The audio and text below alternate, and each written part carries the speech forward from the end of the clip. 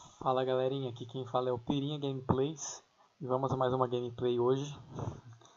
Então, como a gente vai começar esse rolê ano que vem de um capítulo por dia, eu tinha dado a ideia da gente, antes de cada livro, a gente ter um pequeno background, um pequeno estudo, a gente não entrar no livro perdido, entendeu? Porque o livro ele tem o seu contexto.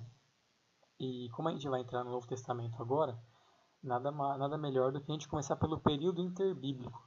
Então eu estou testando esse negocinho aqui de gravar a tela e o microfone para ver se rola. Eu vou disponibilizar no YouTube para vocês. E se vocês quiserem colocar velocidade 2, velocidade 1,5, tanto faz para ficar mais rápido. E aí fica melhor para todo mundo. Então vamos tentar. Acho que vai ser bem rapidinho. Elenquei só os principais tópicos, os principais pontos, pra gente fazer rapidinho. Sem corte também, né? Não porque eu sou humilde, sem corte não, porque eu não sei mesmo, então vai sem corte. Então aqui a gente vai estar no período interbíblico, que são os 400 anos. Ixi, dá doideira aqui já. Aí, beleza. Então, durante o período entre Malaquias e Mateus, costuma-se falar que tivemos 400 anos de silêncio, o que não é verdade, pois foram 400 anos de muitos acontecimentos que impactaram no mundo e principalmente na narrativa do Novo Testamento. Então, não foram 400 anos de silêncio profético, ou seja, tudo aquilo que foi escrito e produzido nesse período não entrou no cânon da Bíblia, não entrou nos livros do Antigo Testamento, mas foi produzida muita coisa, muito material e acontecimentos que impactaram o mundo aí, principalmente a Judéia, o Israel, Jerusalém, onde que Jesus nasceu, que é o nosso foco no Novo Testamento. Então, nesse período entre os testamentos, o povo de Israel viveu debaixo. Esse meu programa é um lixo. Ele deu 2 minutos e cortou a gravação. Vou tentar ser rápido aqui.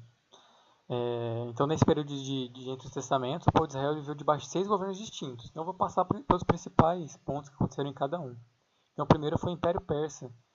Quando a narrativa do Antigo Testamento ela meio que acaba quando o povo está voltando do exílio babilônico, que está lá entre Esdras e Neemias. Então, quando a Pérsia ela conquista o Império Babilônico, ela permite todos os povos que estão sobre o domínio da Babilônia, eles voltem para sua terra. E aí acontece todo aquele esquema lá de Esdras e Neemias, a reconstrução do templo, a instauração de novo da lei, vai nesse período. Depois disso vem o governo grego, que foi o governo ali de Alexandre o Grande, acho que a maioria conhece, já ouviu em algum momento isso.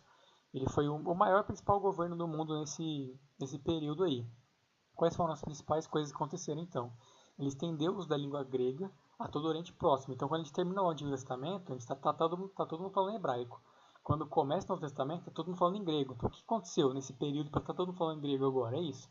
Alexandre o Grande chegou, instaurou, estendeu a língua grega para todos os povos dominados. Israel e Jerusalém estavam ali entre esses povos. Então, ele fundou Alexandria, que foi o maior centro cultural do mundo aí durante muitos anos. Absorvia as culturas de outros lugares e misturava com a cultura grega. Então, após sua morte, por não ter filhos, seu império foi dividido entre os seus generais. O que vai principal para a gente aqui é o governo egípcio, que são os Ptolomeus, que eles governaram entre 320 e 198, e nesse período começou a tradução da Septuaginta, que é a tradução do Antigo Testamento para o grego.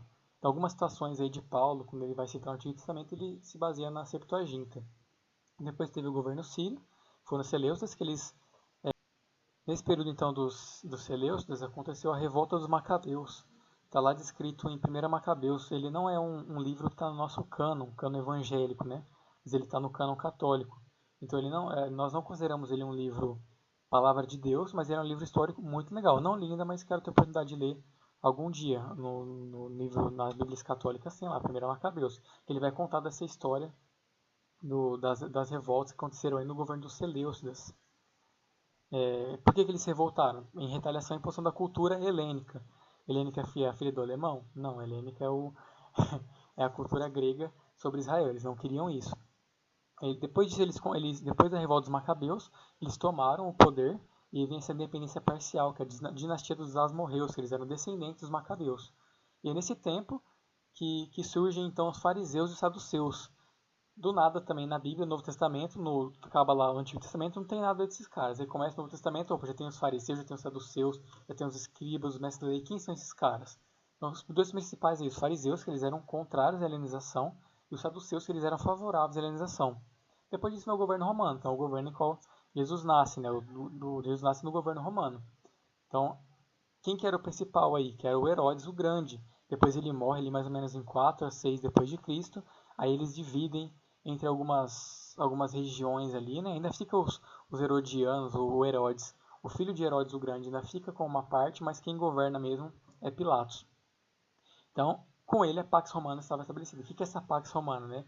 É aquela paz onde ninguém causava problema para o governo romano. Se causasse, eles matavam. Se eles colocavam a Pax Romana, né?